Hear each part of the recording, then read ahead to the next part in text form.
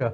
But if you're running a Soviet in the United Kingdom under the Conservative Party, then of course you need your propaganda machine. And I'm going to say a very big thank you to the person who pointed me to this. It's the list Brexit. And this is a website and information put together by a lady. And here she's homing in on the BBC. Very detailed, a lot of really good research. Some of this UK column is covered before, but a lot of information is new here and it's been presented extremely well. So I'm going to encourage people to look at it.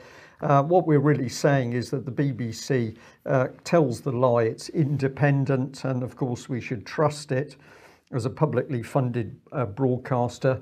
But as we get into the detail, we see more and more information which shows us that the BBC is not what it claims to be.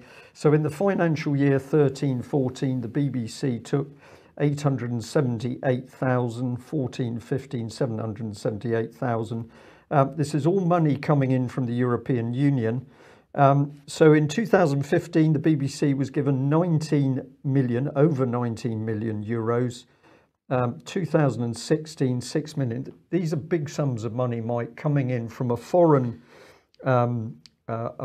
political power, which must have an impact on what the BBC says. Do we know if this is additional money to its 3.7 billion British funded budget, or is this within that budget? I believe it's within, but right. We only got this information this morning, so we've still got some work to do on it. So 2017, they received EU funding of 12 million euros as of the 31st of March 2018, and it goes. This is talking about BBC Media Action as well, which I found this particularly good. Let's remind ourselves about BBC Media Action, and of course one of the things that they're doing now is boasting of their collaboration with big corporations. They got the Corporate Leaders Group, and if you're a big company, you can buy meetings with BBC News correspondents. I wonder what could be achieved in those meetings. Yes. with good food and wine.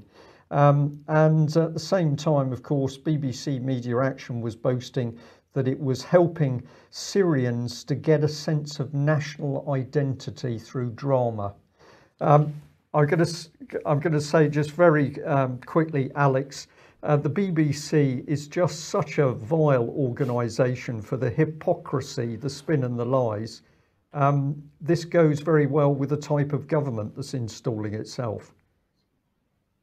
Oh, there's a lot of crossover between the two and the same styles of people. If you hang around outside the BBC's offices in White City and see the darlings coming out and how they meet in cabals and plan things, it looks very, very similar to how things are done in Whitehall, actually. There seems to be quite a seamless carousel between the two. And this goes back to the post-war years, really, or even the interwar years, the idea of technocracy. These people do see themselves as a class apart from the population. Yeah. Well, we're going to stay on the trail of the BBC. If anybody has got more information about the European finance coming into the BBC, we would like to know. Let's end on the subject of ICSA, the UK's supposed investigation into child abuse. We are happy to say live on air that there is no doubt this inquiry is an utter scam. And the reason we feel confident in saying that is because the inquiry has reported to an individual in an email that they don't need the testimony of Melanie Shaw because we've already heard from others in Beechwood. We've got a general idea